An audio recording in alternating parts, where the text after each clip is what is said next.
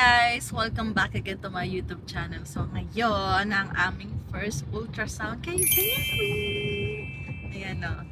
Malaki na yung ating tiyan. Nakaumbok na siya. 7 weeks siya kahapon, pero sabi nga nung doktora, baka daw hindi pa yun yung exact na weeks niya dahil nga hindi regular yung period ko. So, kailangan talaga daw magpa-ultrasound. Galing pa kami sa trabaho, nagpaalam naman ako. Bali, 9:30 kasi yung ultrasound. Pero umalis kami ng mga 9 kasi meron pa kami mga dinaanan. Oh, may sahod naman. Naalala ni Marvin, sahod niya kasi malaki yung sasahodin niya. Tapos nagpaalam nga kami sa boss namin kasi ngayon dapat nasa site sila Marvin. Kasi na-expect ko hindi sila magsa-site ngayon dahil na uulan. Oo, maputik. Pero pumunta nga ngayon sila, sila boss. Sabi ko may appointment kami sa ultrasound. Okay, kahit si Marvin doon na lang muna sa manufacturing. Tapos sabi ko, susunod na lang si Marvin. Pero titingnan namin kung makakasunod siya kasi may mga asikasuin. May mga asikasuin pa pala kami ni Marvin. Pwede naman namin tawagan yung boss namin na baka hindi na makapunta si Marvin. Kasi may mga asikasuin pa nga kami. So, ayan. Ano pakiramdam? Ha?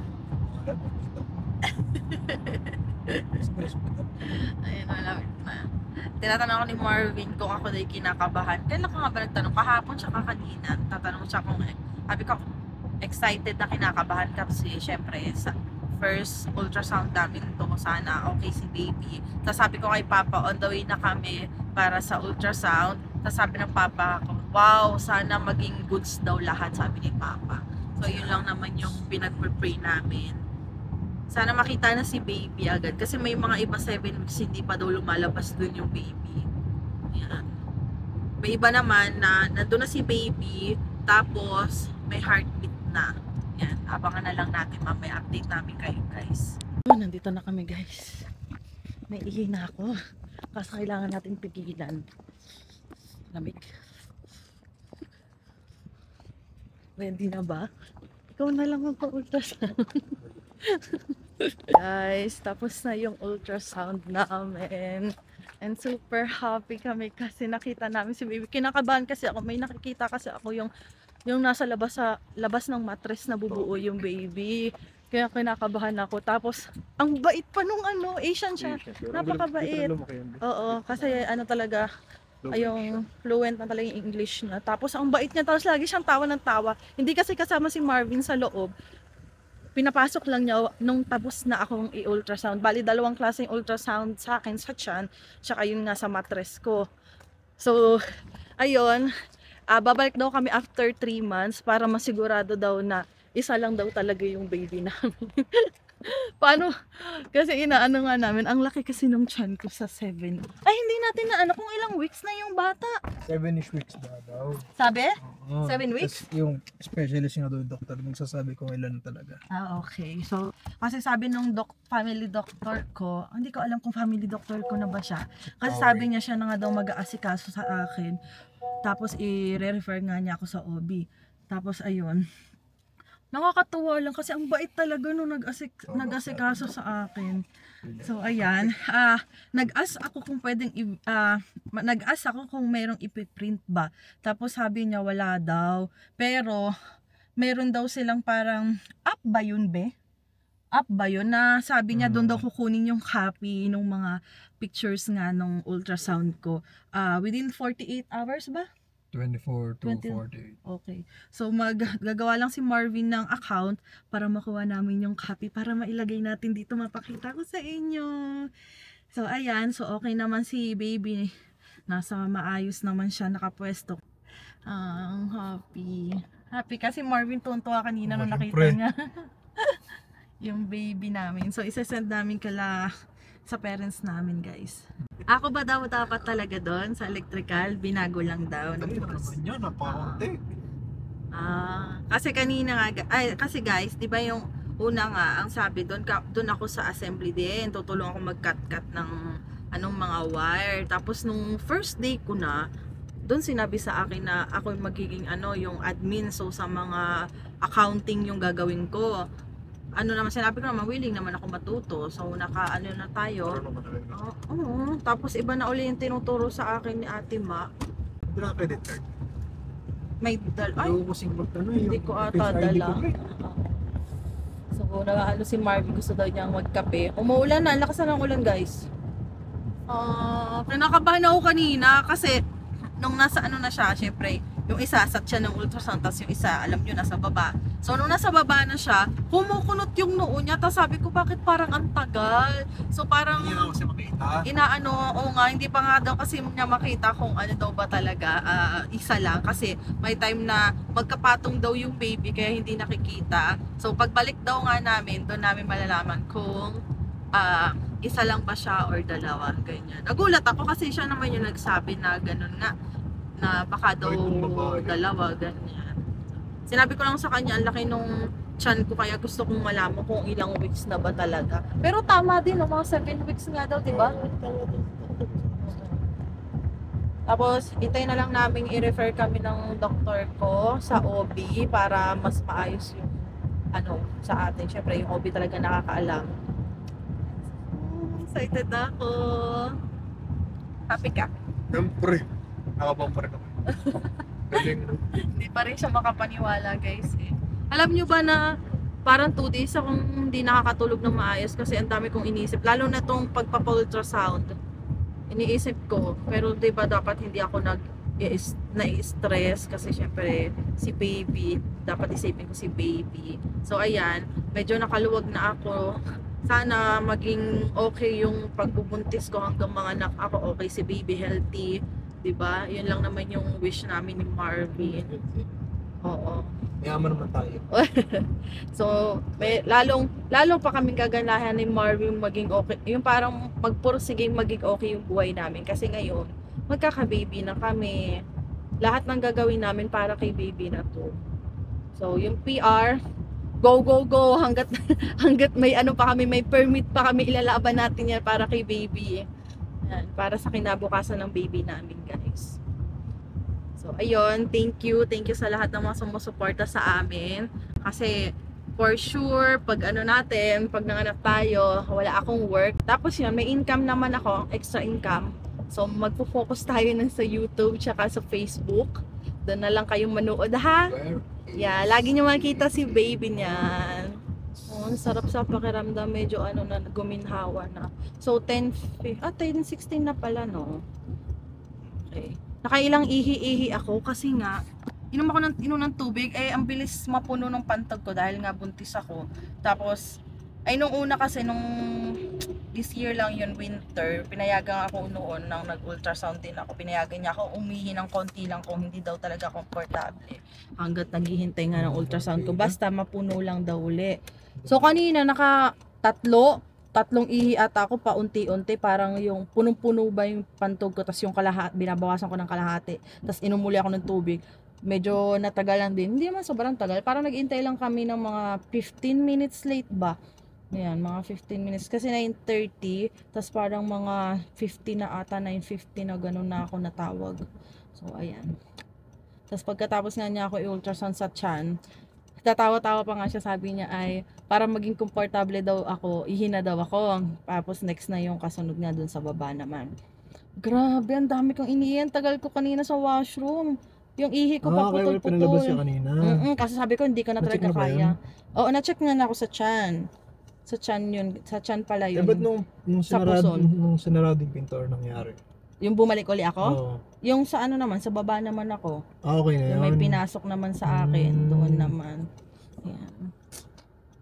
Hindi na ako makapaghintay. Gusto ko na makita yung mga Kala ko ipiprint kasi wala daw silang printer.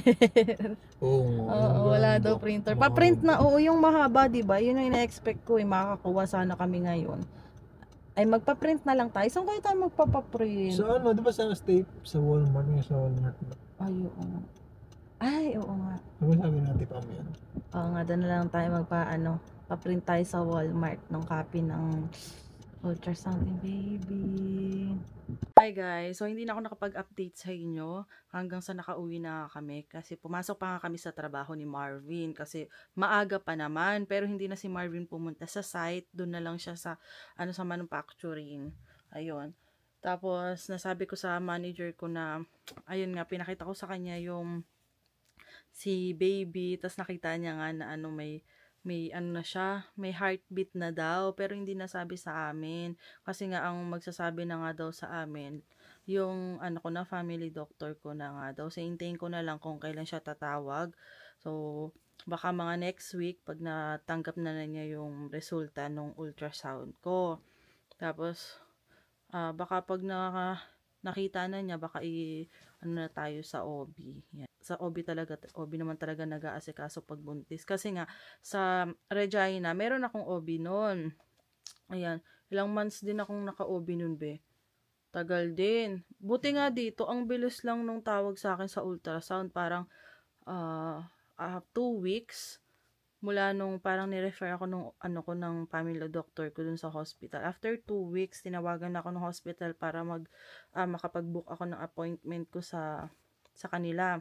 Tapos, siguro nag-intay lang ako ng 2 weeks pa bago ako makapag-start sa kanila ng ultrasound. Dito la dati nung sa Regina. Siguro dahil nga ano na, hindi naman siya sobrang liit na tao, hindi rin siya ganun kalaki, konti pa lang yung tao dito, kaya siguro mabilis. Kasi tulad sa Regina noon, kailan ba ako nagpabook noon? Nagpabook ata ako noon mga January o February, tapos nakakuha ako ng slot ng ultrasound mga May. Ang tagal, guys, grabe. Oo, 3 months ako nag-intay noon kasi nga, oo, mga 3 months din. Kasi nga, kailangan na kasi nung OB kong malaman kung bakit ba ako hindi nga dinadatnan. Kasi syempre ilang buwan na rin akong di dinadatnan. Kasi baka nga daw may PCOS ako, ganyan. So, check daw kung ano yung, baka may bukol, ganito. Syempre, ano nun, medyo lalo akong na-stress kasi syempre, yun daw yung mga possible na reason kung bakit hindi ako dinadatnan ng regla ko. Tapos, ang tagal pa, 3 buwan. 3 buwan din akong na-stress nun, kakaintay nga. Tapos, parang umano pa nga ako nun, sinabi ko pa dun sa tumawag, kung merong mas maaga, depende daw kapag meron daw nag-cancel ng appointment, pwede daw nila akong isingit, ganyan. Kasi sabi ko, tagal masyado, pero yun, wala naman akong magagawa, matagal talaga, kaya ginaw na lang namin. So, ayun, kasi ilang buwan din akong every month. Hindi nga every month yung punta natin sa OB ko, no? Parang kada 2 to 3 weeks bumabalik kami kasi nga ang dami kong test laging ginagawa, kaya balik kami sa Regina noon. Parang every weekend, no? Every weekend, linggo-linggo ata kami noon kasi lagi ako nagpapakuha ng dugo, yung mga ganyan. Tapos kapag may nakita nga yung OB ko, another kuha na naman para malaman kung ano ba to, ganto ganyan. So, grabe. Kaya nun pagod din kasi linggo-linggo kami pumupunta ni Marvin ng Regina. Ano pa yun? Winter pa yun, di ba? Winter hanggang June. Ayun, hanggang June. Mula November hanggang June. Ayun, talagang lagi kaming pag hindi sa family doctor ko, sa OB, kami pabalik-balik ni Marvin. Kami pagod din nun. Grabe din yung namin nun. Pero syempre ngayon, ang na namin ngayon, check up na kasi meron ng baby. Dati naman, mga check up ko kasi hindi nga kami makabuo ni Marvin. So, happy naman kami. Tapos, happy din ako na nakita namin si baby na nakapwesto sa maayos, 'di ba? Yun lang naman yung gusto naming makita. Kasi ang nakakakaba, mga nakikita ko.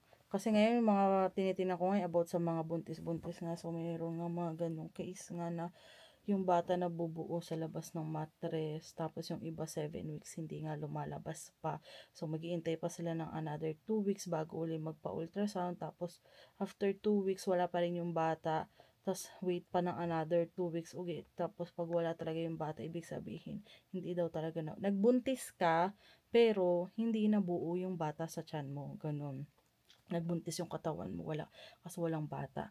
Kaya medyo pa kami nun, kakaba-kaba pa ako nun. Pero ngayon, 'di ba? So, hintayin na lang yung tawag ng family doctor ko. Tapos Um, Tapos, hintay din kami kung kailan niya uli kami ibubuk. Kasi una nga sabi ng family doctor ko, after 12, pag naka 12 weeks na daw yung tiyan ko, saka nga daw ko ultrasound para ma-check if buo nga daw, buong buo na si baby, ganyan. Tapos, sabi din nung, yung isang, yung nag-ultrasound sa akin, need ko nga bumalik. Uy, oo nga, no, need ko nga bumalik dun sa kanya, para nga daw ma-check kung isa lang ba or kambal. Tapos ngayon, kasi yung kambal, depende nga din yan sa kasi sabi, nasa lahi daw, ganyan. So, sa side ko, walang kambal. Sa side ni si Marvin, may pinsan na, kambal. May pinsan siyang kambal, anak nila nga, anak ng kapatid ni mama ni Marvin, ayun. So, ayun, sabi ko, paano yung pagkambal? Kasi syempre, sabi ko, kaya namin yan ni Marvin. Kaya yun. Kasi syempre kambal, di ba kami dalawa lang ni Marvin. Tapos si Marvin naman, hindi naman yung pwedeng tumigil sa pagtatrabaho pag nanganak ako. So ako lang yung maiiwan dito. Ayan. Kaya kailangan talaga naming mag-ready ni Marvin. So, yun. Kahit papaano na kakaya naman namin ni Marvin makasurvive. Tapos ngayon, syempre, magkaka-baby na kami. Di mas porsigido kami ni Marvin na, mas pagbutihin ba, di ba? Kung hindi man maging okay dito sa Canada, meron na kaming nasisimulan, di ba, sa Pilipinas, no, be? Kahit papaano. Ayun. So, yun lang. Hanggang dito na lang yung vlog ko, guys. Saka na lang ulit ako mag-share sa inyo pag, ultrasound na uli namin. Diba? Nakaka-excite pala pag pag kada ultrasound mo pa. Lalo na pag makikita mo na si baby, malikot na. So, may mga napapanood nga ako na naglilikot na yung baby sa tiyan, pero syempre maliit pa siya, hindi mo pa mararamdaman. So, mga 5 months daw, mga 5 months mayroon na daw mararamdaman na malikot. So, ayun. Pag malikot siya, hindi ko sabihin kay Marvin. Hindi niya hindi, kailangan niya yun na daw, na laging nahahawakan din ni Marvin, kinakausap yung baby namin, ganyan. So, guys, dito na lang. Don't forget to like and subscribe sa YouTube channel ko. Bye!